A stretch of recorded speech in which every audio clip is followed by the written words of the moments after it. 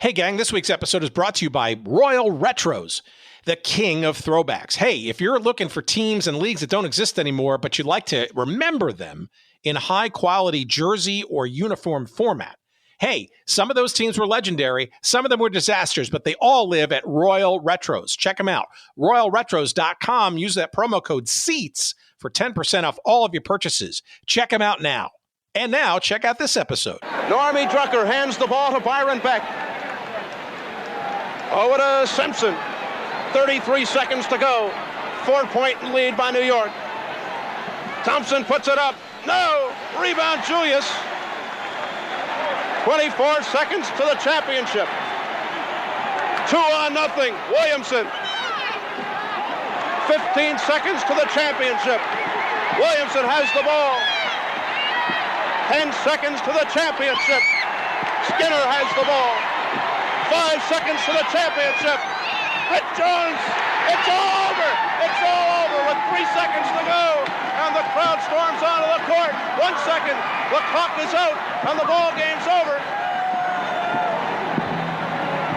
Pandemonium as the New York Nets win 112-106. Welcome to Good Seats Still Available, a curious little podcast devoted to exploring what used to be in professional sports. Here's your host, Tim Hanlon. Oh my goodness, can you believe this? How are you, everybody? It's your pal, Tim Hanlon. It's Good Seats, still available. It is the curious little podcast that is devoted to what used to be in professional sports. I thank you for finding us, especially this week as we celebrate our 400th episode. I can't believe it, and most of you can't either. And it's been 7+ years of this madness, and we are just overjoyed to welcome a special guest this week to help us celebrate. He, the inimitable broadcaster extraordinaire, Steve Albert, is with us to go down memory lane on all kinds of different fronts, and just wackiness to come in our conversation this week. That is a clip there that you heard from the HBO broadcast back in 1976, some 49 plus years ago. It was May of 1976, to be more specific. The last ever American Basketball Association game ever played, where the New York version of the Nets defeated the Denver Nuggets. I think it was 112-106.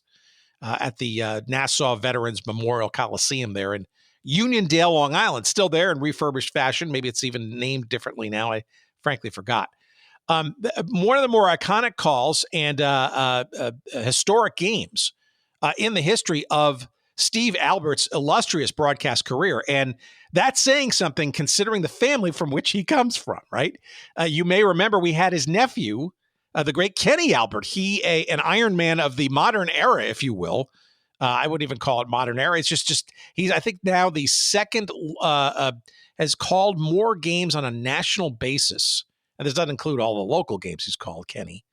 He's number 2 now on that list. Just celebrated a couple of weeks back on one of his recent NHL Stanley Cup playoff championship calls on TNT. And his father, Marv, who you certainly remember, and somebody we'd love to have on this show in the future, wink, wink, called in and did a little video tribute to Kenny, much to Kenny's embarrassment and chagrin on the air. You should go look up that clip. It's great. But Steve is, of course, not only the uncle of Kenny, but also the brother of Marv, as well as the brother of Al Albert, the other guy we want to get on this show. Al, known a lot for his ABA exploits, as well as other things as well. But Steve is the main focus this week, especially given that Steve is probably the guy that, for our little crazy little thing of interest here with teams and leagues that don't exist anymore, probably over indexes perhaps versus his brothers and his nephew to those kinds of teams. And one of them, of course, was the New York Nets. They qualify as the checks that box, but also of the ABA, the American Basketball Association, which also no longer exists. But if we go on Steve's accounting, which give or take a 1 or 2 based on the memory factory there, according to his account, Steve has called games for 13 teams across 11 different leagues, 6 of which no longer exist. And that doesn't even count the over 300 or so championship boxing matches that he called for many, many years for Showtime and that kind of stuff, including, by the way, we'll get to this, the infamous bite fight. If you remember that from about 20 plus years ago between Mike Tyson nibbling both ears of Evander Holyfield and just an incredible game. And Steve was incredible match, boxing match. And Steve was there for that. But, and we'll get to that too. We're going to drop in some clips, but we're going to go across a wide array of just craziness. Things like the World Hockey Association and the Cleveland Crusaders, various minor league hockey stops, the NHL with the Islanders, New York Islanders, the Nets, of course, both in the New York ABA and New Jersey NBA flavors. The New Orleans Hornets, which are now, I guess, relocated. But now they're now known as the Pelicans. I think the Hornets had come from the original Charlotte team. They moved to New Orleans, and then New Orleans ultimately changed them to Pelicans, and then there was a new team in Charlotte, whatever. The Phoenix Suns, where he spent the last number of years winning an Emmy Award. He was with the Mets for some time, and the Cleveland Nets, Nets, of World Team Tennis. If you can believe this, back in the mid-'70s, Steve was calling radio and TV play-by-play, calling tennis on the radio, if you can believe it, in the United States. We tried mightily to get a clip of that. Somehow it no longer exists, or we can't find it. But if you can, by all means. The New York Jets is part of that, but also things like the World Basketball League. You remember that? World Basketball League, I think, was for players that were, I want to say, was like 5'8" and under, something around that, where it was basically they tried to sort of take the freakish height out of the game and try to focus more on the skills and the strategy of playing basketball. The MISL makes an appearance with the New York Arrows. We'll get to that. And even some World Football League action, also part of his HBO duties back in the earliest years of that fledgling premium then cable network. But my goodness, just more fun and frivolity that can be shoehorned into an hour. So we're probably a little bit more than an hour this week. But you must, by all means, after listening to this episode, run, not walk, to get a copy of Steve's brand new book. Came out actually in April, so it's out for 2 months or so. It is called A Funny Thing Happened on the Way to the Broadcast Booth. And, of course, you can get a copy of it at our website at goodseatsstillavailable.com. Just search out this episode numbered 400.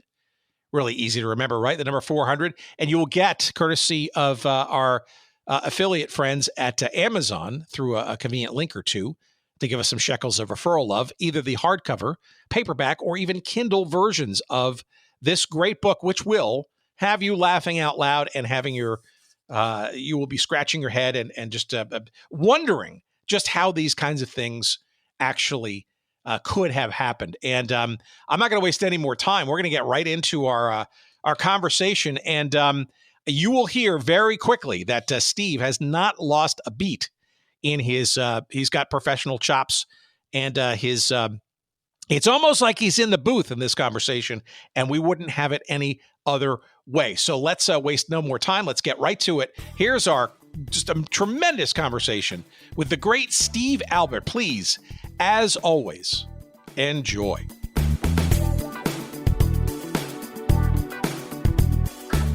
For those who didn't grow up in the New York metro area, right, and are not aware of, shall we call it, the kingdom of Alberts, shall we say, in broadcasting, maybe a little bit of background about the beginnings of that, your upbringing in the metro area, and frankly, these brothers and the entire family history that has basically become just, a legacy broadcasting family. Well, first of all, thanks for having me on, Tim. Great to be with you. And, for me, it was like growing up in a broadcasting school with free room and board. We treated each other as equals when it came to the practice of broadcasting. And, despite our age differences, Al was and still is 4 years older than me, Marv 9 years older. than me. And, we respected each other. At a very young age, we all had the same goals and aspirations to become sportscasters. And, don't ask me why. It's very difficult to answer. I think we each wanted to be professional athletes, but we realized we'd have a better shot at making it to the big leagues as broadcasters. We were, pretty realistic. Al came the closest. He got a tryout with the New York Rangers and played in the IHL, but that led to his career behind the mic. Marv and I were schoolyard players, and that's about as far as we could go. While, Al had dreams of playing hockey, Marv and I concentrated 100% on sportscasting.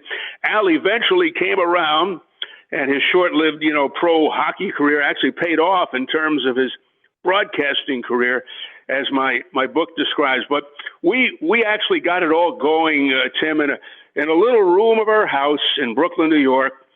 It sounds like a fairy tale, but we created our own press box. And as kids, my brothers and I would turn down the sound of the TV, and we would announce Yankee games ourselves. They were the only team in town in the late 50s. The Mets hadn't arrived, and the Dodgers and the Giants had flown the coop for the West Coast. So one would do the play-by-play into this bulky reel-to-reel tape recorder. Another would control the crowd record, and the other would simulate the crack of the bat with these large price-marking pencils from our father's grocery store in Brighton Beach, Brooklyn.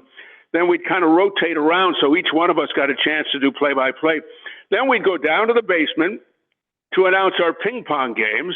Two would play and the other would do the play-by-play. And we would, basically go around the house and do play-by-play of almost anything, including dinner. We were not well, Tim. This was a family affliction. We drove our parents crazy. My mother would often say, "Hey, can't we get just one doctor out of this? Do all three of you have to be sportscasters?" Sorry, Mom. But I'll say this, they never told us to stop, not once. And for that, I am eternally grateful. So, okay. But what do you think it was, though? Was it the love of sports and your own desire to kind of, if you will, artificially or whatever, be part of that? Or was it like seeing or hearing sportscasters of the day and just sort of being entranced by the way they describe stuff, like the Marty Glickmans of the world, et cetera? You nailed it. Yes. I used to listen on this big radio set that my parents had in the dining room to out-of-town hockey games religiously. At night, it came in very clear. These were like 50,000-watt clear channel stations throughout the United States and Canada. And I would pick up the games. Foster Hewitt, great play-by-play announcer for the Toronto Maple Leafs. Danny Gallivan, equally as talented with the Montreal Canadiens. Lloyd Pettit, who always said a shot and a goal instead of he shoots, he scores. Foster Hewitt started he shoots, he scores, the first one to say that. And Gallivan would say, and a cannonading drive. I had no idea what the word cannonading meant, but it sounded good. And then I would listen to this other station called WOWO in Fort Wayne, Indiana. I was just going to say that, Fort Wayne, whoa, of course. I used to listen to that too, of course. Yes. Comets. Bob Chase, the voice of the Fort Wayne Comets. And I thought like I found this parallel universe because I didn't recognize the names. There was no Maurice Richard. There was no Boom Boom Geoffrion.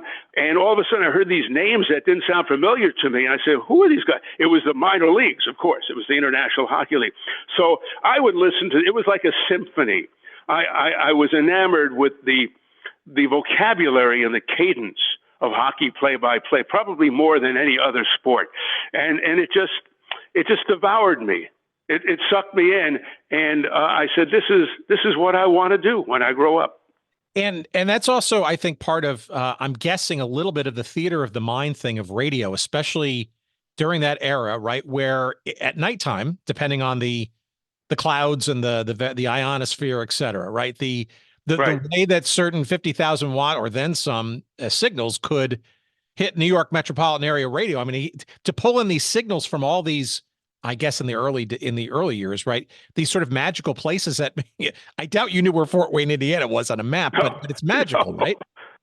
Yes, it was, and I would delicately turn the dial, Tim, almost like a safecracker to get to the next game. And as luck would have it, I wound up on one of these stations myself, a 50,000 watt grade A, class A, clear channel radio station called WKYC, which later became WWWE, better known as 3WE in Cleveland, Ohio, where I announced the Cleveland Crusader games. And when I was talking to Bob Costas, the great Bob Costas, who was nice enough to write the foreword to my book,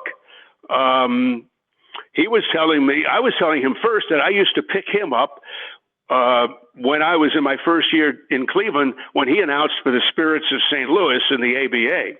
And lo and behold, I didn't realize he told me before he wrote the foreword that he would get my games, also a 50,000 watt clear channel station.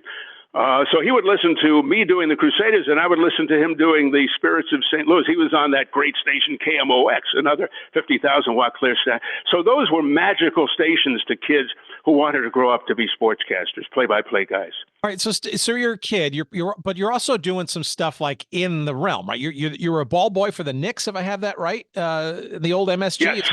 Okay, and I'm guessing you're also ideating some radio work and some internships and stuff too, right? Yeah. WHN, I think, right? Yes, I was working. I worked at a couple of different stations through my high school and college years, WHN being one of them, and WNBC being another one. They had like Don Imus on the station, some great people. Marv was doing sports on WHN. And on the side, I was a ball boy for the Knicks my last 3 years of high school, and that was an early education in sports, particularly as a ball boy for the Knicks. I mean, I had a couple of funny stories happen to me when I was a ball boy. They're all in the book.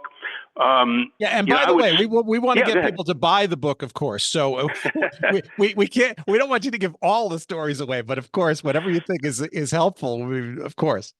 Yeah, no, actually, I figured instead of giving away, I'll set up a little stand in front of my house, like a lemonade stand, and just give them away. But when I was a ball boy for the Knicks, I would sneak hot dogs to a player on the bench. I won't say who it is. I don't want to embarrass anybody. But this would be during games, and this one, unbeknownst to anybody, including Coach Red Holzman, the player would always park himself at the very end of the bench. If he was any farther to the left, he would be paying for his ticket. But he wanted to be as far away from the coach as possible. Now, as the ball boy, I would sit near the end of the bench as well, right next to him. That was my spot. But almost every game, he would, jab me in the side and say, "Get me a couple of dogs." And I'd go to the concession stand, I'd bring them back, and he would gulp them down in a matter of seconds without anyone seeing him do this. I mean, he would have been great in that Coney Island Nathan's 4th of July contest. There was another time, and I'm not making this stuff up, it's unbelievable. Occasionally, the Knicks would take me on the road, and I think we were in Philly. A player once forgot his uniform. In those days, they packed their own uniforms. And Red Holzman made me write with a magic marker the player's name and number on the back of a blank team jersey that trainer Danny Whalen would bring into the locker room. And the whole team was watching as I did this down on the floor. I was so nervous. The letters and numbers looked like a kidnapper's ransom note. And, they were just all over the place. But these were the kind of things that, for lack of a better expression, put hair on your chest. And it got you ready for a career in broadcasting.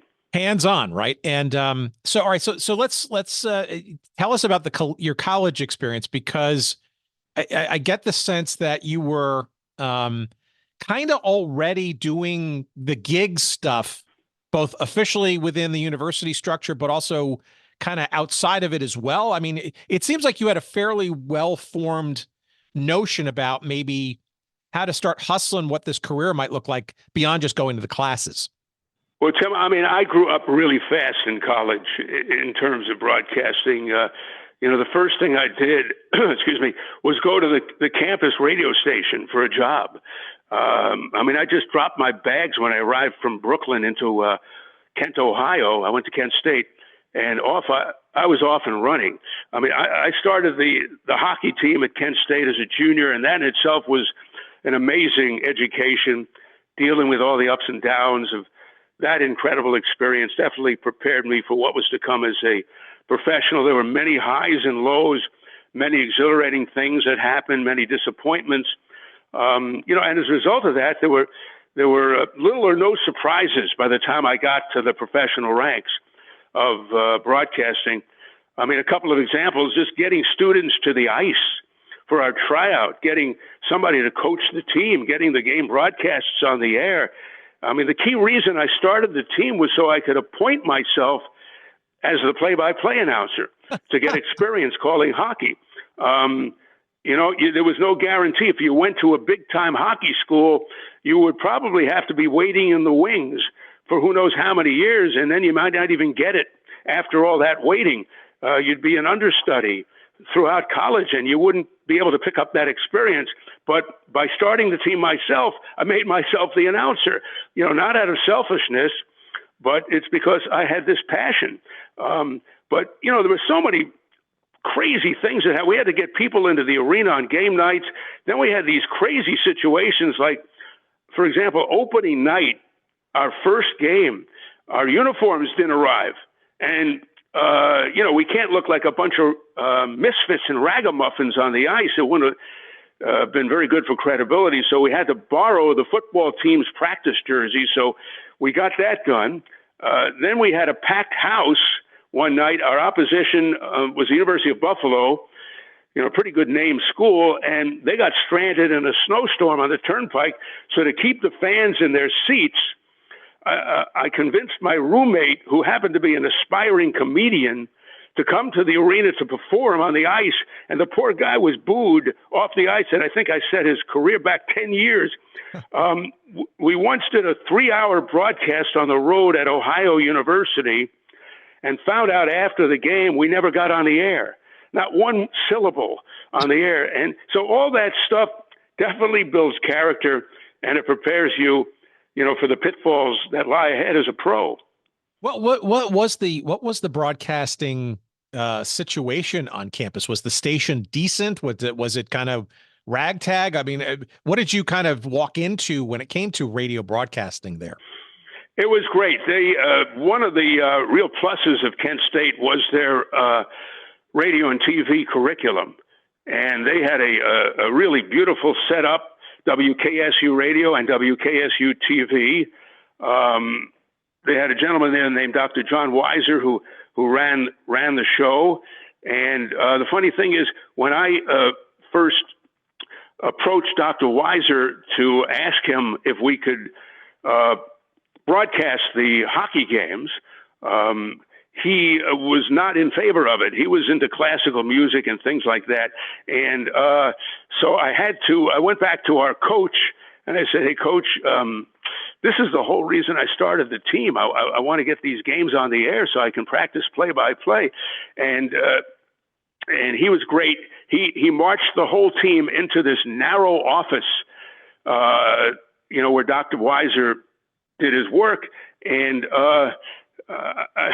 the whole team is like, stuffed into this little office with me. And I said to Dr. Weiser, again, do you think we could broadcast the games? I don't know if he thought I was nuts or just had hubris or just was really passionate. And he said, "You know what? Okay, let's do it. If you go to this measure, if you go to all this trouble, I think it's worth doing." And I tell you what, to this day, I thank Dr. Weiser for changing his mind to do that, because it was not only a great experience to get that team going, but we put 5 announcers into the pro ranks as a result of our hockey program at Kent State. 4 in the National Hockey League, 1 in the I think it was the Central League. Who would those be? I wound up. Steve, who would those? Yeah, go ahead. Give me some names. Well, we had Mike Fornes, who wound up doing the Washington Capitals games. We had Rick Peckham, who wound up doing the Tampa Bay Lightning games. And we had Paul Staggerwald, who wound up doing the Pittsburgh Penguins. And I wound up doing the New York Islanders games for a few years, including the first of the 4 straight Stanley Cup seasons in 1979-80. So, I know a lot of schools like Bowling Green and, Western Michigan, Notre Dame, good hockey schools, Colorado, put a lot of players into the NHL and a lot of announcers, but we're pretty proud of what we did. And we were just a club sport. We had not reached varsity status as of yet, and we still managed to put all those guys in the NHL. That's pretty amazing, and this must have been something in the water per se, but also it speaks to I guess shared passion, right? I mean, in many respects, Yes. It's almost like not even a roadmap there, right? You kind of made one for yourself, and others either by kismet or somehow magnetized by getting something like that underway. Would you ever have imagined at the time that you would have all been sort of a diaspora into the professional ranks? I recall the passion that was there for all of us, and we would do anything. We would go through a wall to do a hockey game, but I could never really, in my wildest dreams, think that we would wind up putting like 5 guys in the pro ranks, 4 in the NHL. Not at that point. Not in those early days. I mean, I hate to overuse the word passionate, but I'll give you an example. When we did a game in Oberlin, Ohio, we arrived at Oberlin in the middle of winter in our caravan of cars, and we found out that the game was to be played outdoors. In the middle of winter in Ohio, I mean, there was a little canopy over the rink, but the sides and the end zones were exposed to the elements. There was no broadcast booth. I called the game standing in a tiny cubicle at ice level, but I loved it. I mean, if I had, thank goodness I was just working alone that day, because if I had a color commentator, he would have had to sit on my shoulders to do the game. That's how small it was. But there was just enough room for me. Now, in addition, this so-called booth was right next to the side-by-side penalty boxes. So the weather deteriorated, the temperature plummeted, it began to snow heavily, the game still went on, and I continued to announce. I was freezing my buns off, and within minutes, we had a full-scale blizzard. The canopy atop the rink was useless. And then a fight breaks out on the ice, and the 2 penalized players were right next to me yelling profanities at each other. Then they began to fight again, and it carried over into my little makeshift booth. They were practically in my booth with me, tumbled over while I was trying to do play-by-play. It was a disaster. But I wouldn't have traded that day for anything. And I remember Kent State won the game 2-1 over Oberlin. But those are the lengths we would go to. I mean, I have this story in the book about driving with Mike Fornes, the aforementioned Mike Fornes, who wound up doing hockey in the NHL, in a broken down Chevy Nova that his father had bought used. And Mike and I made a trip to Hershey, Pennsylvania. And I don't want to bore you with these crazy stories, but it was just a white knuckle trip to it was a white knuckle trip to a vicious snowstorm to get from Kent, Ohio to Hershey, PA, to announce an AHL game on the radio between the Springfield Kings and the Hershey Bears. I was hired to do these games. It happened during my senior year at Kent State. What happened was the Cleveland Cavaliers play-by-play guy, Joe Tate, great announcer, used to moonlight by doing Springfield Kings games. This is in the 70s. Whenever they came to Cleveland to play the Barons, they were an AHL team.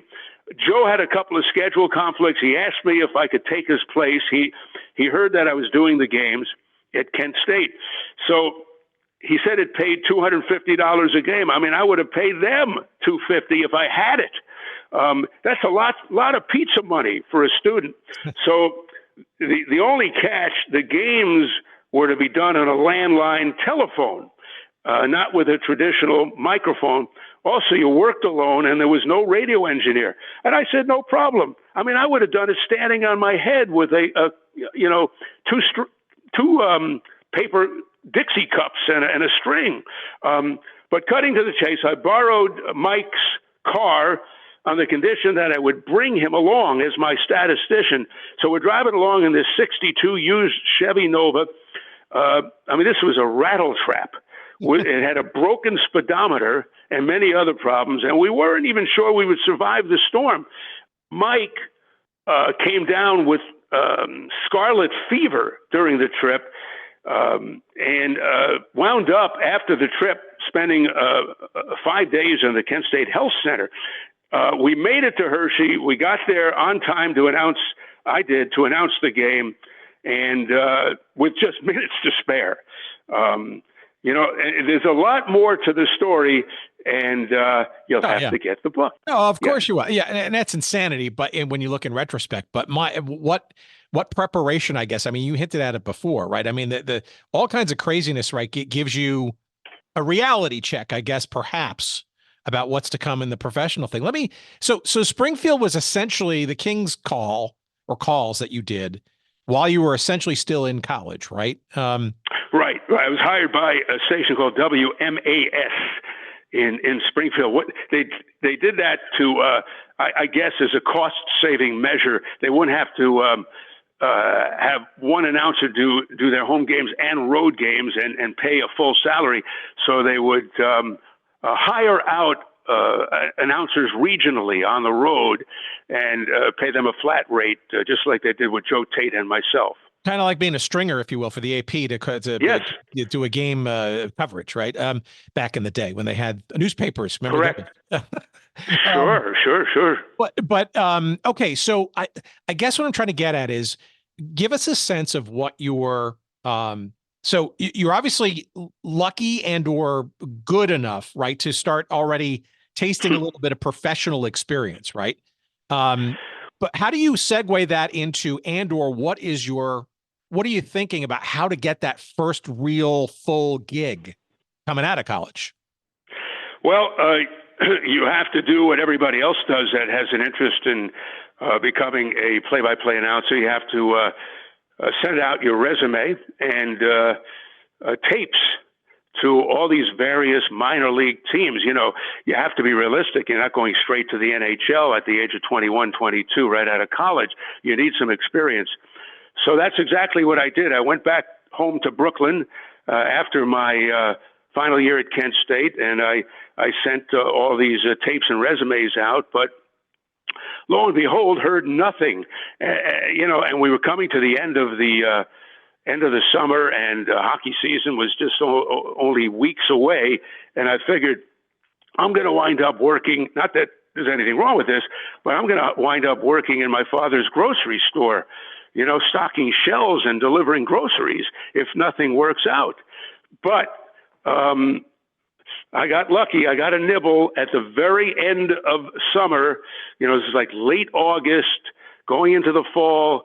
I got a nibble from a team called the Greensboro Generals in the Eastern Hockey League. And they flew me down there. I had an interview with the president of the team. They were under the same umbrella as the Carolina Cougars of the ABA. They played in the Greensboro Coliseum. And the president of the team was a gentleman by the name of Carl Scheer, who later went on to become the president of the Denver Nuggets and the Charlotte Hornets. And so, and a great guy, the man who invented the slam dunk contest and so many other great things in basketball history. And I was just so blessed to meet him at so young an age. Anyway, to make a long story short, we have a nice interview. He says, "You're our guy." And the season was to start in a couple of weeks in Greensboro. However, the dream job that I wanted was with the Cleveland Crusaders because they were only about 45 minutes outside Kent, Ohio. I had done a couple of games at the Cleveland Arena when I was doing the Springfield Kings games against the Cleveland Barons. I was familiar with the setting and the surroundings, the broadcast booth. I had friends there in Northeast Ohio.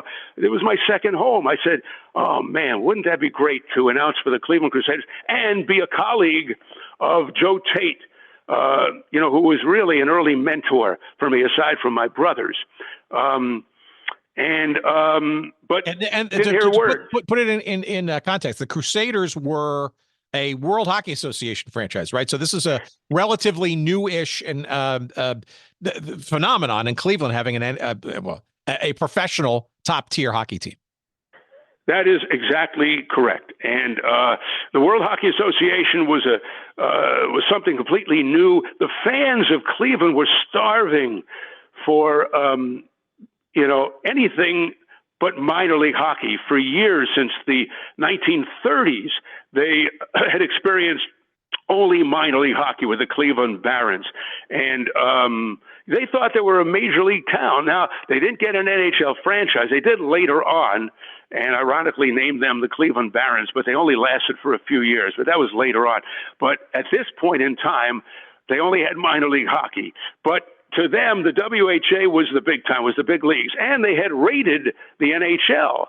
And so there was some huge names that would come into the arena, like Bobby Ho and Gordie Howe, Mark and Marty Howe, and Nick Milletti, the owner of the Crusaders, went out and raided the Boston Bruins of their great goaltender, Jerry Cheevers, and he wound up as the goalie for the Cleveland Crusaders. And so we had Jerry Cheevers, and they built around him, and I was just in hockey heaven because they invited me to do an audition on the opening night of the Cleveland Crusaders season. Joe Tate did the game live, and I did it in the opposite booth into a tape recorder. The crazy thing I wound up loving the WHA and loved doing Crusader games because eventually they did hire me. And I went back to Greensboro and I explained to Carl Scheer, the owner of the president of the Greensboro Generals, what had happened step by step. I felt terrible about this because he had hired me, but he said, don't worry about it, Steve. The same exact thing happened to me when I was starting out. And go with our blessings. He couldn't have been nice, and we became great friends as the years went by, as I went into the NBA, and he was in the NBA. But you know what? I knew I wanted to be there so badly because when I sat down to do that game in Cleveland, I saw the love of the Cleveland hockey fans for this new team. They totally embraced this team. As I said, Cleveland had been a minor league town, and the Crusaders were born, and it was cause for celebration. And the arena, the Cleveland Arena, just oozed character. It was an old place built in 1937. The fans were right on top of the ice. It had chicken wire above the boards, not plexiglass. I mean, it was like right out of Slapshot with Paul Newman. I mean, it was a throwback to old-time hockey, and you felt like you were stepping back in time. And, it was about 9,300 capacity, gritty neighborhood in downtown Cleveland. And I'll tell you what, Tim, this was a challenge as an announcer because we broadcast from the end zone arena, not from the sides, which is, traditional. The players on offense were skating towards you, and you couldn't see the jersey numbers. But since helmets weren't mandatory back then, in the early 70s, I could recognize players' faces and hair. But that would be tough to do today. No, but that's, talk about more trial by fire, right? I mean, that's actually to learn, if you will, to call play-by-play with that sort of a deficit in front of you. I mean, that only prepares you for arguably better situations down the road, right? Unwittingly. Yeah, right. You figure if you could pass this test, you could get through anything. I mean, it was like later in life, I wound up in Cleveland doing tennis on radio. I mean, imagine trying to do that. They do it on the BBC. They're used to it over in England, jolly old England. But This may have been the first time this was ever done in the United States. Tell us how that happened. Obviously, you're in Cleveland, and you're probably in the hoi polloi of Cleveland sports and stuff. So I guess this is where it comes from. Right. I'm sorry I keep jumping around here, but no, we love this is great. One thing leads to another, you know how it is. So, yeah, the Cleveland Nets was actually one of two teams called the Nets that I announced for. The other, of course, being the New York, then New Jersey Nets. When I worked at 3WE Radio in Cleveland, primarily calling the Crusaders games, management there was kind of looking to fill out my schedule in the off season. They asked me to do the play-by-play for a team in this new league called World Team Tennis. And I was dumbfounded. I had never heard tennis called on radio, but I accepted the challenge. The good thing is I didn't have to call the action in a whisper, like you do in golf. The league encouraged the fans to cheer all the time. And I remember seeing the players cringe at that, especially when they were serving. It was so foreign to them, the players making noise. And they play these matches at a venerable old place called Public Hall in downtown Cleveland, where the fans were just literally breathing down the players' necks. And it was fun, though, because I got to do some matches on television as well with my broadcast partners with Billie Jean King and Bill Veeck. My God, you got to be kidding! Yeah, I mean, Billie Jean King was involved, but Bill Veeck, really? Yes, Veeck as in wreck, the former owner of the former Cleveland Indians, now of course the Guardians. This guy invented the exploding scoreboard and created fireworks night and bat day. I mean, that's how innovative he was, and he was such a good guy. And as I write in the book, tennis on radio, yes, was a challenge. But again, I learned, getting back to your question, that if I can do tennis on radio, I can probably get away doing anything. It just gave you confidence to do almost anything. And, the league, of course, became defunct. I worked for 6 leagues that became defunct. But I was working at the same time for 2 leagues that went belly up, the WHA and World Team Tennis. And I was announcing in them, but I wouldn't have traded it for the world.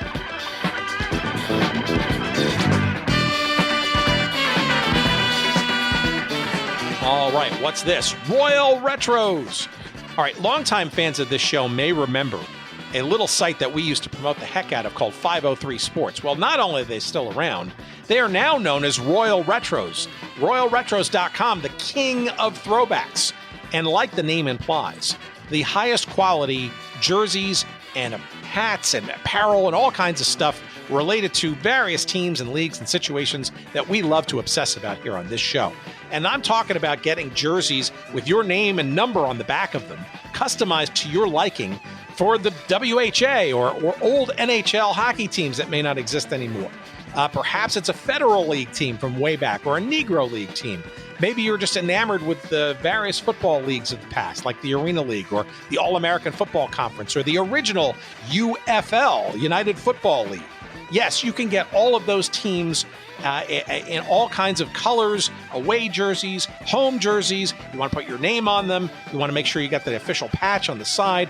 All of those things and more at RoyalRetros.com. And I'm not kidding, friends. You go there, you want to find that Cleveland Barons jersey to wear and show. Hey, you're maybe a Colorado Avalanche fan and you want to represent the Quebec Nordiques from where they came in the arena to show your heritage and your love and knowledge of the history of that franchise. You can do that and more. And I'm talking across football and basketball and baseball and hockey and you name it. All kinds of great stuff for you to find and buy and purchase and wear proudly from Royal Retros. That's RoyalRetros.com. And of course, we have a promo code for you. We want to save you money from all these great things. And here's that code. It's SEATS, SEATS, promo code SEATS for all of your purchases at RoyalRetros.com. Check them out. You'll be glad you did. We love them. And our friend Destin Alameda there out in Portland, Oregon, we appreciate his and their sponsorship of this show. And now, back to our conversation.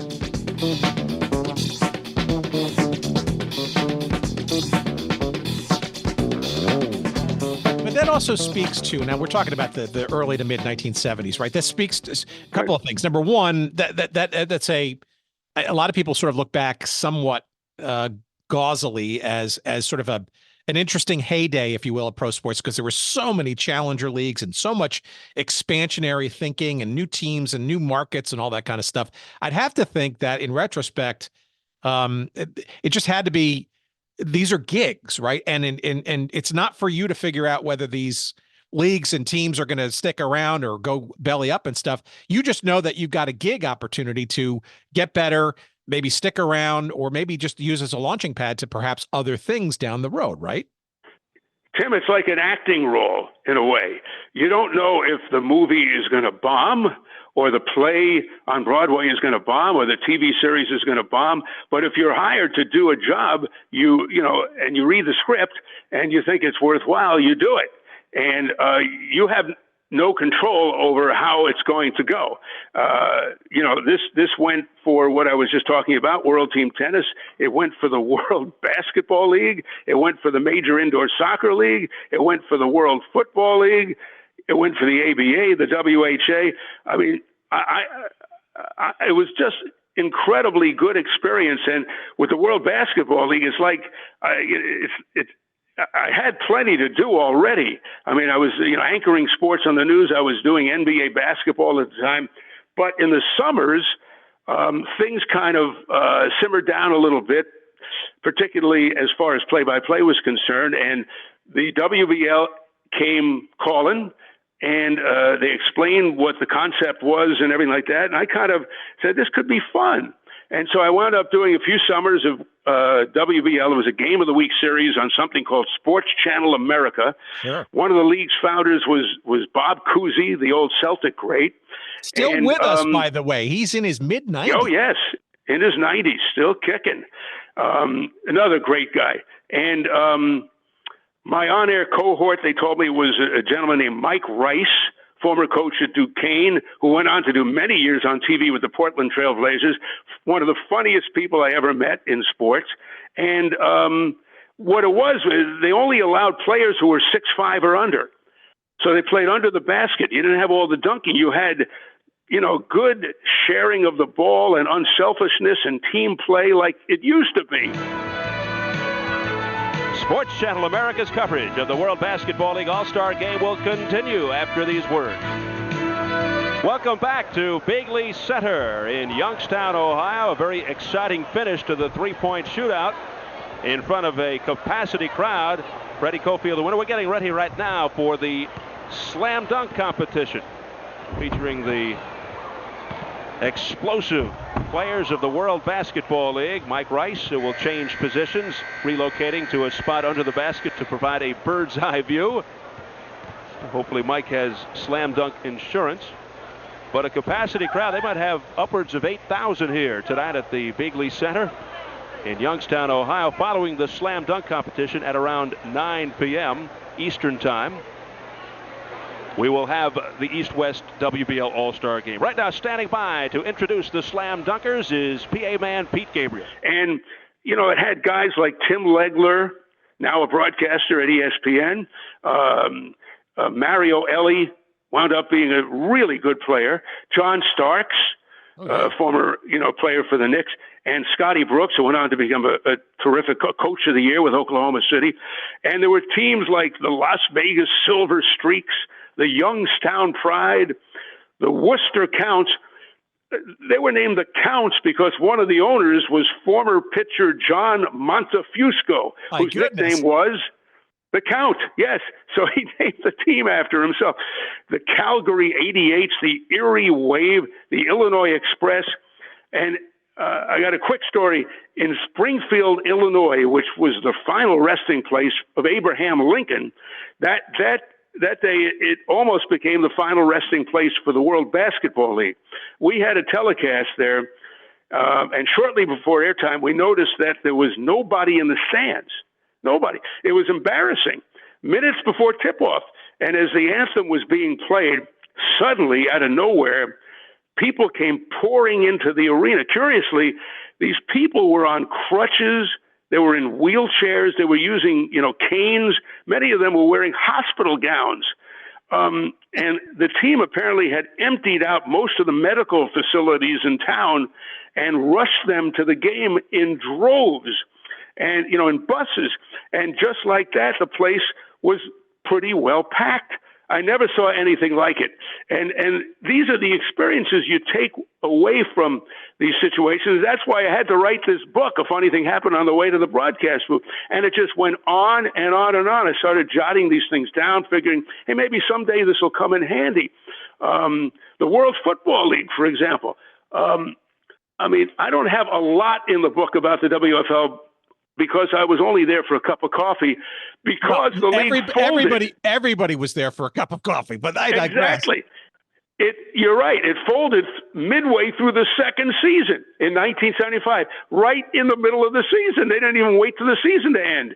Now, the big get by the WFL was when they raided the Miami Dolphins. They signed NFL stars Larry Zonka, Jim Kick, and Paul Warfield to what was then the biggest three-player deal in sports history. It was $3.5 million. It's unheard of back then, that kind of money.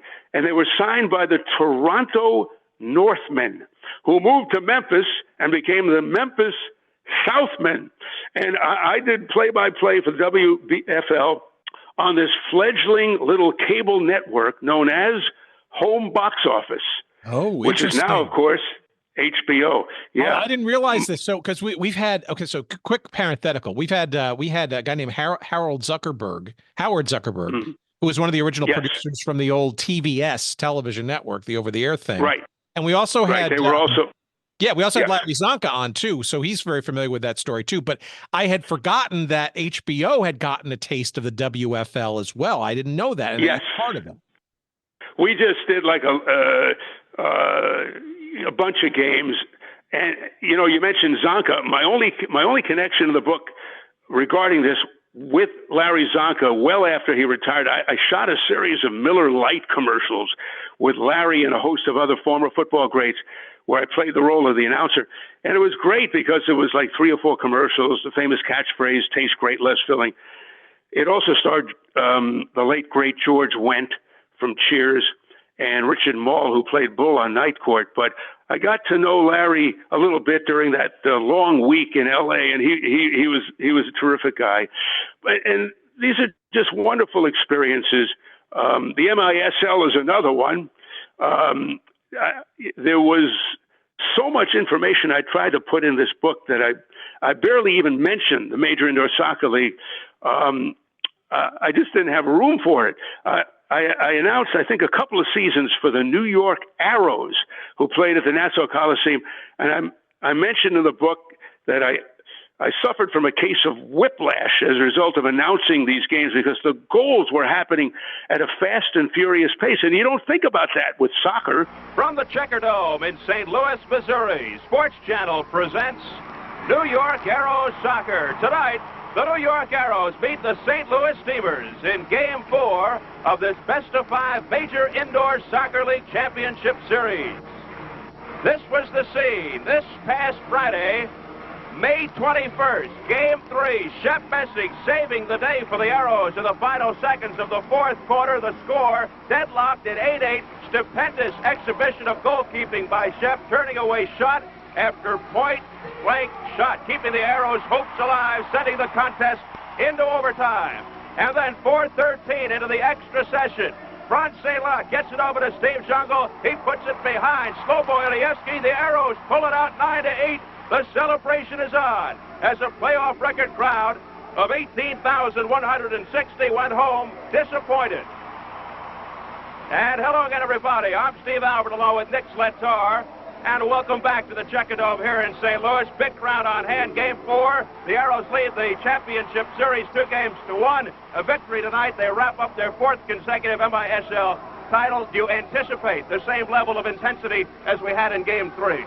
I think so, especially in the early going of the game. We'll have to wait for the story to unfold, but the goosebumps are up. But this was like announcing tennis on steroids, where your neck is just twisting to the right and then to the left. There was so many goals.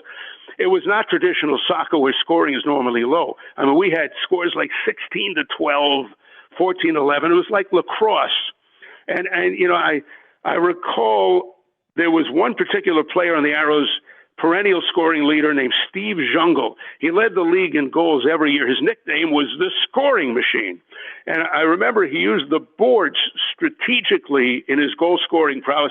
He had a knack of passing the ball to himself. It was like, did you ever play as a kid knock hockey? That's what it was like.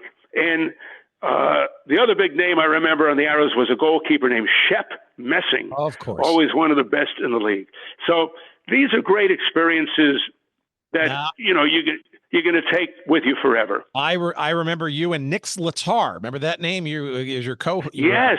Guy in the booth, watching those games on Sports Channel New York. Yeah. You have an amazing memory. Well, that's you, Steve. I mean, the fact that you know all these things and we're able to put all these in the book is amazing. And by the way, as our listeners will know, we are just barely scratching the surface of just the depth and this is a romp. This book is a romp. And I got to think you've got other stories as well to maybe for a volume 2, but I want to get to New York, right? How did you make the leap from Cleveland to New York? Because I would argue that the next gig that you got out of Cleveland, right? The ABA Nets, setting yourself up again for another league that's going to go under. But this is a team. This is a team that survived it. How did you make that jump? How did you get it? And am I right in believing that this getting this gig kind of really sent you on even a higher level of fame and prestige in the booth? Well, yeah, this is a wild one. I mean, there was nothing like the ABA.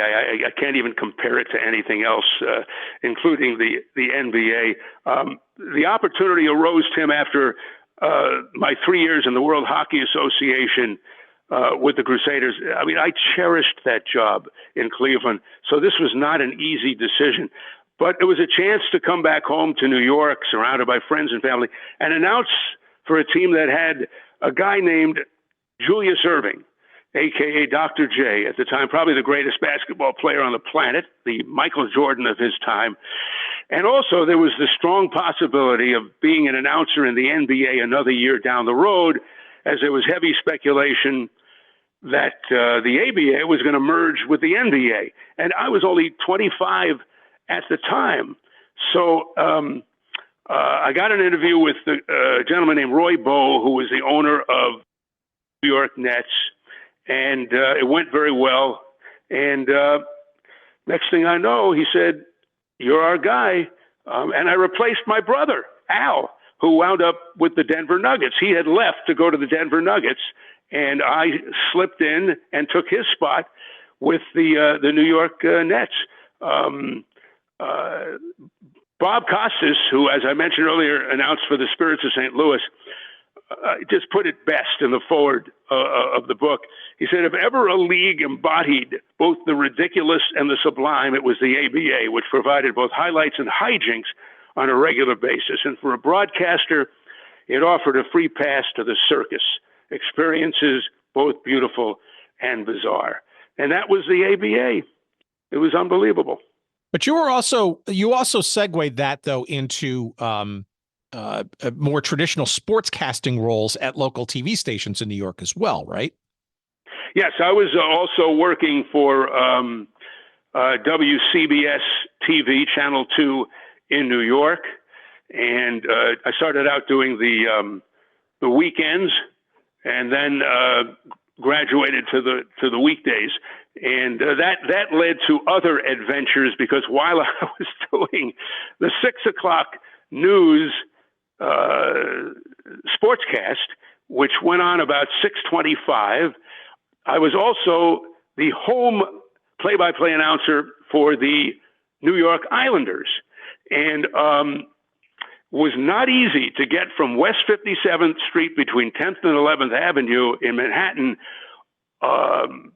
through the Grand Central Parkway, the Northern State Parkway, to the Nassau Coliseum in Uniondale, New York, during rush hour for a 7:30 game. thank goodness for a production assistant in the newsroom named Steve Paulus, who is a devout Rangers fan, and he went out of his way to help the arch rival Islanders announcer by bringing my car around from the garage and having the motor running, waiting for me to come out, run out like a wild man into the car. I mean, it was like we had pulled a bank heist, and I was running out to a car that was already running, and off I went. He got out of the car, and off I went like a madman to the Nassau Coliseum. And I had some very strange and interesting experiences trying to get to the game on time to join my color commentator in the broadcast booth. And of course, that is well documented. And a funny thing happened on the way to the broadcast Did you booth. ever, fair enough, did you ever miss any start times? I did not. The closest I came to missing it was an Islanders Montreal Canadiens game, and it was traffic. And I found a dirt road, a shoulder to the, I guess it was to the left of the Grand Central. No, it had to be the Northern State because I was already a little closer to the arena, to the Coliseum. And I just darted. I was like, I don't know if you ever saw the movie Bullet, but I was like Steve McQueen in Bullet in this chase scene in San Francisco, except this was Long Island. And I was out of my mind driving 80 to 90 miles an hour. People were cursing me out. And I figured they had just seen my work on the air. But no, it had to do with the fact that I was driving very fast on this dirt road. I made it to the Coliseum. I had this big stuffed briefcase with me. I darted past the security guard, didn't even say anything. I went into the arena. I ran all the way around the end zone. I saw the lights on. It was about 7:29:30, and I ran up the steps, and I literally dove headfirst into the broadcast booth where Stan, the hockey maven Fischler, my color commentator, was standing and getting ready to open the broadcast himself. I hastily put in my IFB, my earpiece, and I heard the countdown by the producer, 5, 4, 3, 2, 1, go Steve. And I said, hi, everybody. This is Steve Albert with the hockey maven, Stan Fischler. Welcome to New York Islanders hockey. And that's as close as I came. And I was really out of breath. An absolute pro. Okay. I want to cul-de-sac this because we're going to, we could go on for hours. I already appreciate this immensely because this is really awesome stuff. As you can imagine, our audience will just eat this stuff up alive. But I want to segue. I want to get into the boxing thing because this is obviously a huge part of the second half, if you will, of your career. But I also want to maybe the entree to it is this sort of notion, right? And we've had this conversation with other broadcasters too. Jim Lampley just most recently. Can you describe, I guess, for our audience, kind of both then and maybe I guess still now, sort of it's kind of a gig economy, if you will, right? You're pursuing multiple gigs, if you will. Maybe it's because of different seasons, but it's not unheard of. As a matter of fact, it's very common, right, for top-notch broadcasters to have multiple gigs, sometimes overlapping with each other, like you just described. How do you manage that? And then I've got to think that dexterity ultimately makes you intriguing for, say, something out of the blue like boxing ultimately. Yeah. I'm not exactly sure how I wound up doing the boxing because I was so, accustomed to doing just sort of the mainstream sports like hockey and basketball and baseball. And as a kid, Tim, I watched a lot of boxing, and I really did like it. I used to sit side by side with my dad watching on our black and white TV a show called Gillette Cavalcade of Sports, Friday Night Fights, and I was enamored with the sound of the blow-by-blow announcer Don Dunphy, and I was enamored with the personality of the ring announcer Johnny Addy, and the ring announcer at Madison Square Garden. And, I was this little squirt, this little pipsqueak sitting next to my dad. Little did he know that many years later, I would be going into the, in all due modesty, the International Boxing Hall of Fame with Johnny Addy, he went in posthumously, and after Don Dunphy. So I was side by side up on the wall with these guys with my plaque, and it's something. It's mind-boggling. It's just mind-boggling. When I got into boxing it was about 1985. I started doing like what they call club fights, and it was a great education. I was working like Ice World in Totowa, New Jersey, Atlantic City. Yeah, I mean, I was doing something called the Felt Forum, of course. I never made it to the Felt Forum in the early years, in the early going. I mean, I was really doing lower level fights, and it was on Sports Channel America once again, and something called Super Fights of the Month. I was working with the late great Arthur Mercanti Sr., the great referee who did all the Ali fights and everything like that. So he was, I mean, the education again that I got just talking to these people and learning about it was phenomenal. And in 1987, I got a call from a guy named Jim Spence, who wrote Up Close and Personal, who was a big wig at ABC, and then working with Howard Cosell and doing Monday Night Football and Monday Night Baseball and all this Sunday Night Baseball, and he had become the executive producer of sports at Showtime. He had seen my work on the air doing basketball and anchoring sports, and he said, "Would you like to try boxing?" I said, "Well, I have been doing it for a couple of years on a lower level, but this was the big time, and the rest, as they say, is history." But you're also now, but this is also, yes, you're being a little modest, right? Because your time at Showtime, I would argue, it's interesting. We had this conversation last month with Jim Lampley. I mean, I would argue you're the alter ego to him on the HBO side, because Showtime's boxing franchise became literally like it was like a heavyweight bout between the two for prestige and bouts and attention.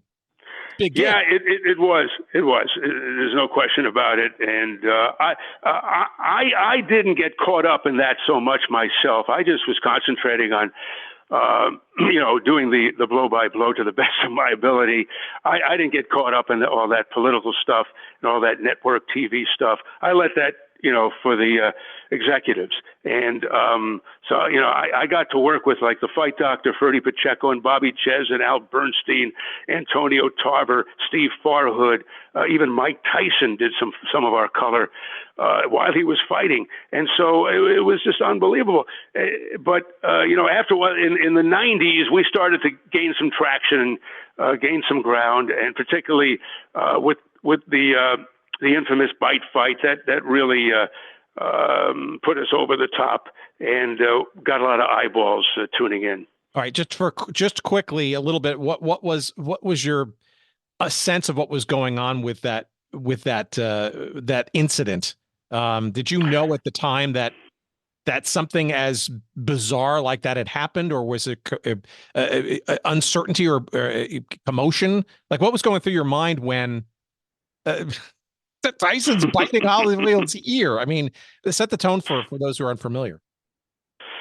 Well, I was always on edge leading up to a Mike Tyson fight. Obviously he was so unpredictable. I was an over preparer. I wasn't a fan of disruption. I was apprehensive enough as it was going into the second Holyfield Tyson fight. I just had a feeling in the pit of my stomach that he was going to do something way out of the ordinary. So the night of the rematch, I had more butterflies than usual. And perhaps my reasoning was because, Tyson was still grousing about Holyfield's headbutts in the first fight. Well, it turned out I was onto something. I couldn't put my finger on exactly what Tyson was going to do, but I just had this gut feeling as I was walking from my hotel room to the arena at the MGM Grand in Las Vegas that night. We all know what happened in the third round. He bit off the top of Holyfield's right ear. And I remember yelling out, "Holyfield bit by a dirty Mike Tyson." There was a lot of blood. I was announcing in what you might call controlled shock. Referee Mills Lane deducted 2 points from Mike.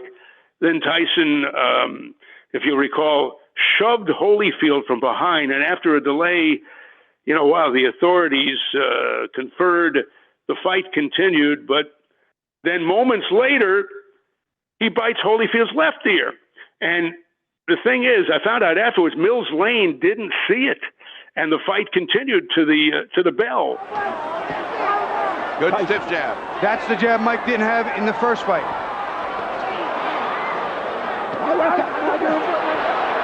What happened here? He got bit, I think. Evander Holyfield, look out, he's pushed right here, above us by Tyson. He's got bit in the ear. Oh my goodness, he's got a bloody right ear. Holyfield bit by a dirty Mike Tyson. I can't believe what I'm seeing. Well, first he had a parachute drop on him, now he had a heavyweight bind him. I wonder if we can get that on tape. Biting Holyfield in the right ear. What a reaction. Well, and that hurts like hell, but he certainly had a big bite. And that's a dangerous bite. Oh, disgusting tactics here by Mike Tyson.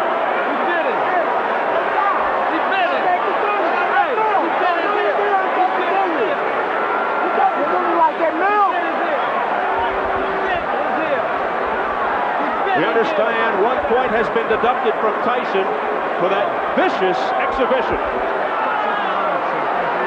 Now, they could disqualify him, but they've taken a point, that's for sure. Oh, here comes the commissioner now. They got to figure it out. Well, this is the doctor and the commissioner both taking a look at it. He bit his ear. He's out. Disqualified. He bit his ear. I can see the bite mark. Okay. He bit his ear, he's out. Telling Mark Ratner, head of the commission. Well, let me ask the doc. He bit his ear. Can you go on? Yes. Okay. It's going to be a 2-point deduction. The fight will go on. 2 point. Mills Lane was ready to stop the fight for Holyfield. The fight will go on. Overruled by Flip Pomansky, the doctor, who said Mills Lane is a take charge kind of guy. He's a judge. He'll take no nonsense. He broke shit. It's going to cost him 2 points. 2 points. 2 points off here. He bit his ear. 2 points off. 2. Can you believe this? Oh, well, this is getting stranger and stranger. We're getting to see strange things happen in boxing. Be disqualified for that. You can't get continue like that. We go back to the change of referees.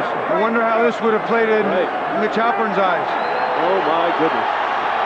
That's a thought, Bobby. You got a big, tough judge here. Major controversy here in round 3. A very angry Evander Holyfield now. A left hook. You know, it's funny. Mike was having his best He bit him again. He bit him again. Mike Tyson has bitten Evander Holyfield for the second time, and it is all-out war. I saw that one. That was right clear. It's a miracle he didn't get bit back. I'll tell you what, this is unbelievable. And it was then determined that a second bite had indeed occurred. So the fight was delayed again, but then all the police and the security ran into the ring. Tyson was, kind of swinging at anyone in his path. The crowd was going wild. There was pandemonium, mass confusion. And they didn't make an official announcement that Tyson had been disqualified until like 25 minutes later. So as an announcer, getting back to your point, there's no way to prepare for something like this. There was no playbook. They didn't teach you in Broadcasting 101 how to describe a fighter biting off a piece of another fighter's ear. So you're flying by the seat of your pants. Somehow I managed to get through the broadcast, but, honestly, I couldn't believe what I was saying or seeing when it happened.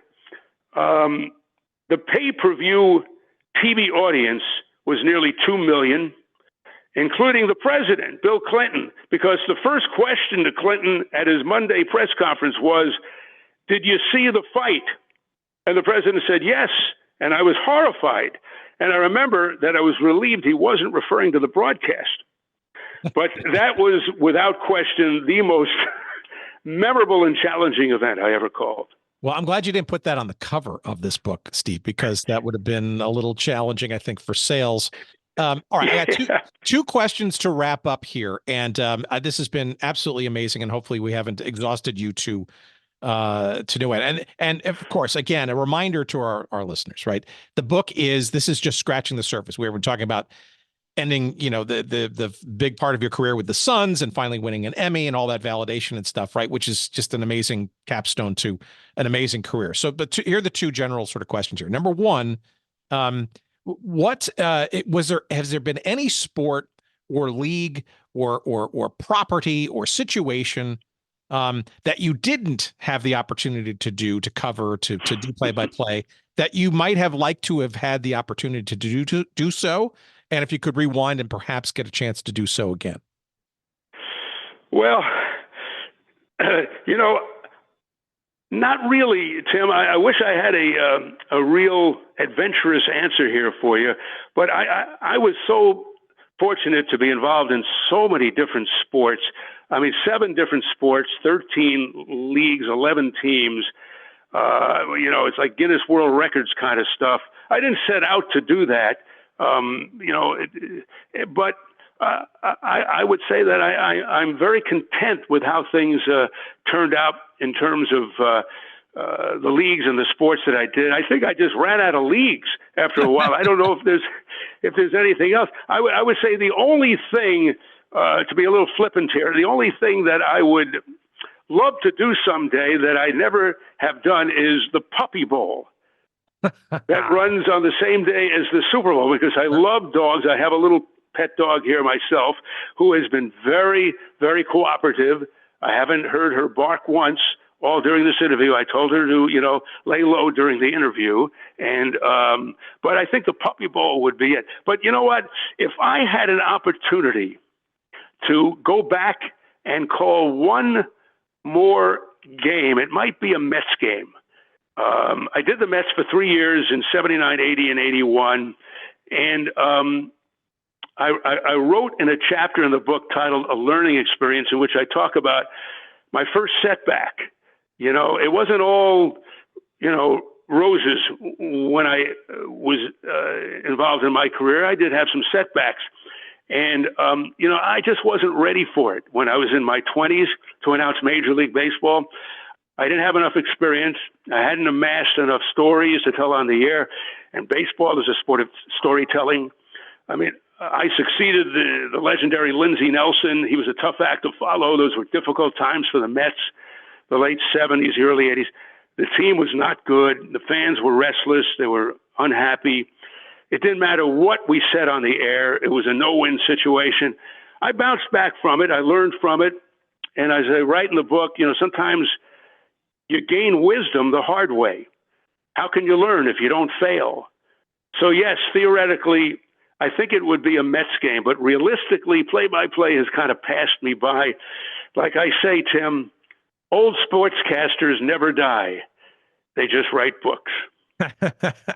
Well, that said, look, this has been amazing, but I do want to get your take on the current state of sports broadcasting, right? I'm sure you have some thoughts about maybe how good, or some people argue that maybe it's almost an apex right now, just given how many leagues and teams and outlets there are today. But I gotta also think that finding a gig and doing it the way that you and your colleagues did of that generation, it's different, right? Today, it's very, very different. And with social media and all that kind of stuff, I guess the question in there is, how optimistic do you feel about the industry and the talent that's in the pipeline? I think there's some real great voices in there that are very similar to your spirit and verve and talent. But there are also a lot of posers out there too that are just, not so great, shall we say. I guess the question is, what do you think of today's state of sports broadcasting, and how much do you miss it, maybe? Well, if I start missing it, Tim, what I do is I revert to my beginnings, and I'm sitting on the couch. I turn down the sound and broadcast it myself. And I just invite Marvin Al over to the house, And we set up that rickety old folding table and those rickety old chairs. We put an old tape recorder on top of the table. We put a record player on top of the table. We get out our 2 price marking pencils from my dad's grocery store to simulate the crack of the bat. And here we are. In this interview, we've come full circle. You started out with that, and we end with that. And we just announced the game ourselves. And no, but seriously, I do a pay-per-view for that. I'm sure others would too. We'd probably pay you to do it, to come over and watch it. But I guess I got to think there's some voices out there that you think are great, and I guess you could include your nephew in that too, right? He's a workhorse, right? For God's sakes, he's amazing. He really is. Like I say in the book, I don't know when he sleeps.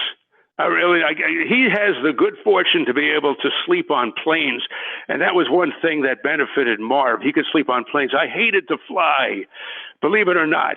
In a job like this, I had the fear of flying, and also the unhealthy lifestyle and everything. That's what eventually led to my stepping away from it. The traveling and the crazy diet and everything like that. It was unhealthy. So I decided to step away, but Kenny's going to be doing it forever, and he loves it. I loved it, but then, it kind of caught up to me after a while. But the announcers, it's pretty much the same every era. There are going to be good announcers. There are going to be not so good announcers, but the cream will always rise to the top. There are so many great baseball announcers now. I mean, here in New York, we're blessed to have like Gary Cohn doing the play-by-play for the Mets. He's to me one of the best, if not the best, play-by-play guys for baseball. And Mike Breen is here doing the Knicks. Of course, he does it nationally. Ian Eagle. I mean, Kenny.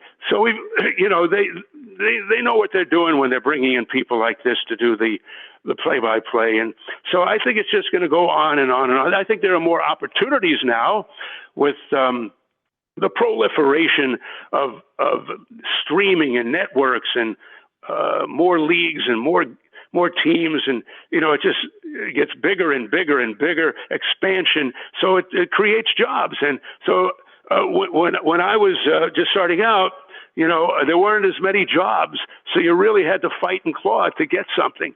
And then they started opening up more as these now defunct leagues have gone into the heavens, as they say. Well, you have put us in heaven. We're over the moon for this conversation. I greatly appreciate this, Steve. I think our audience is going to absolutely love this. And look, just as a kicker, I wonder, you were joking about sort of the having the guys back together and recreating some broadcasts or doing some broadcasts. I don't know. I mean, I don't know how Al and Marv are feeling these days, but I could see the three of you, perhaps with a ringleader, doing a podcast of all kinds of crazy old memories and stuff, and your takes on stuff. There's a whole generations of fans who would love to hear not only your voices, but your memories and your stories and stuff. Right. And a book or two is great, but I don't know. Podcasting is a thing. And I don't know. It seems like you guys would be really, really good at it. Well, the three of us together can barely operate a toaster.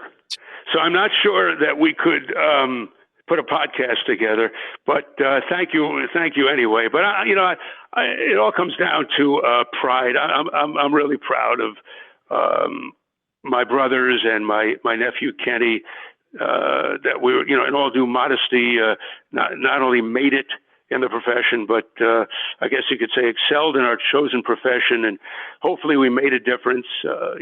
I'm proud of my two older brothers who inspired me to become a sportscaster, proud of Kenny who carries on the family tradition, and I'm proud that I survived this crazy business and wound up leaving it on my terms. Not bad for a kid whose brothers thought it was an upset when I followed in their footsteps, become a sports announcer. They thought I was going to become a cartoonist. And that's also in the book, but you can read about that and enjoy that.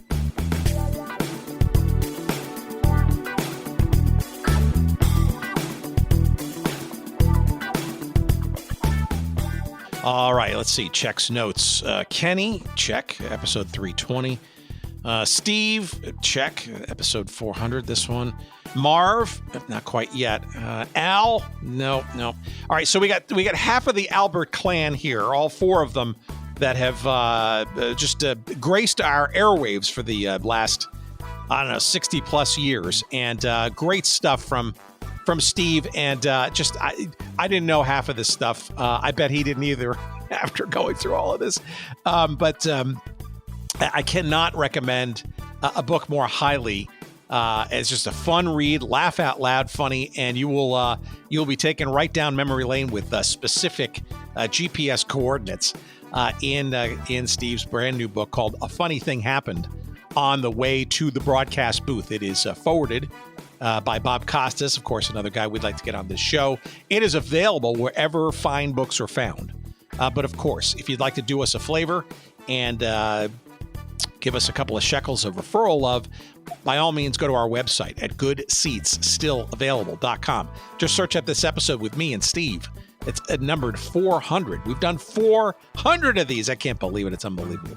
And you will be whisked away to our friends at Amazon, and we'll get a couple of shekels of referral love when you purchase either the hardcover, the paperback, or even the Kindle version through those links. As they say, you'll be glad you did. And you want to tell two friends, and so on and so on. While you're in that giving mood, by all means, bookmark our website, goodseatsstillavailable.com. Check out our merch section. A lot of great vendors there for you. Lots of great defunct leagues and teams and all kinds of wares and ephemera there that you will just absolutely cavell over and want to own for yourselves. We'll get a couple of referral shekels there too if you decide to make a purchase. We appreciate that. You can follow us on the various socials. On Blue Sky, we're at goodseatsstillavailable.com. On X, Twitter, you'll find us at Good Seats Still, and just about everywhere else in the social realm, you'll find us at Good Seats Still Available, all one word.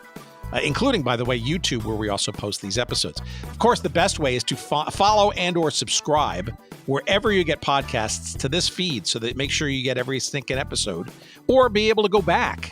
You can also see our old episodes on our website too, but if you want to get all the just dive into all the great stuff that we've done over the last 7+ years, make sure that you subscribe and follow us, why don't you? And tell a couple of friends. Maybe they might like it. And if you want to give us a 5-star rating or review, if you can do that on Spotify or Apple Music or podcasts or wherever you're listening, we couldn't appreciate that more as well. Our thanks and appreciation too, similarly, goes to our pal Jerry Payne for his audio excellence this week. Oh yeah, I forgot. We have an email address, and if you want to send us some, we're at hello@goodseatsstillavailable.com. So much more stuff to get to in the weeks ahead. And we're trying to build out some more fun and frivolity for you beyond just this one podcast a week.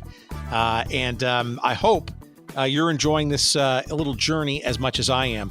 And it is just heartening to hear that more and more people are listening by the week. So we appreciate that. Thank you for listening. Thanks for getting us to 400. And until next week, I wish you nothing, he says, but the best. Take care. Thanks.